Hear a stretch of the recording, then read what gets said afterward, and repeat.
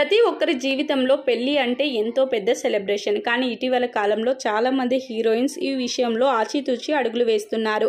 ఎందుకంటే నటీనటుల జీవితంలో పెళ్లి అనేది 3 నెలల ముచ్చటగానే మిగిలిపోతుంది.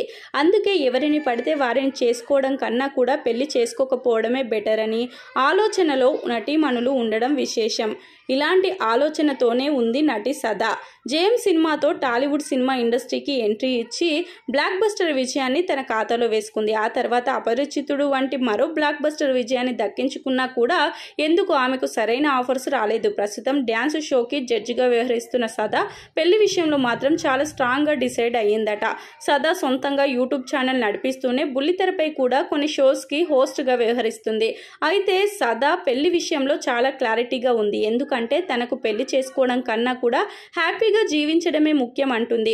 తన జీవితం రోజుకొకలా ఉంటుందని, తన ప్రయారిటీస్ మారిపోతూ ఉంటాయని, తనను అర్థం చేసుకునే భర్త దొరకడం అంత ఈజీ కాదని, అందుకే పెళ్లి గురించి ఇంత వయసు వచ్చినా ఎలాంటి ఆలోచన చేయలేకపోతున్నాను అని చెప్తుంది సదా. పెళ్లి అంటే ఒకరి జీవితం కాదు అని, 2 జీవితాలు కలిసి ఉండాలని, ఒకరినొకరు అర్థం చేసుకోవాల్సి ఉంటుందని, అలా అర్థం చేసుకోలేని రోజు ఆ పెళ్లి బంధం చాలా కష్టంగా మారుతుందని చెప్తుంది సదా.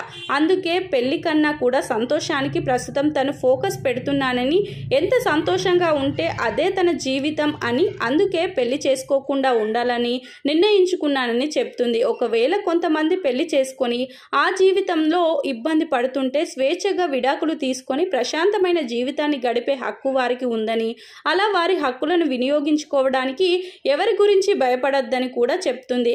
కష్టం పడుతూ బ్రతకడం కన్నా సంతోషంగా సింగిల్గా ఉండడం ఎంతో బెటర్ అని కూడా సలహాలు ఇస్తుంది. మరి సదాకి ఇప్పుడప్పుడే పెళ్లి ఆలోచన లేకపోయినా సరైన వరుడు దొరికినప్పుడు పెళ్లి చేసుకొని సెటిల్ అవుతారని కూడా తెలుపుతుంది.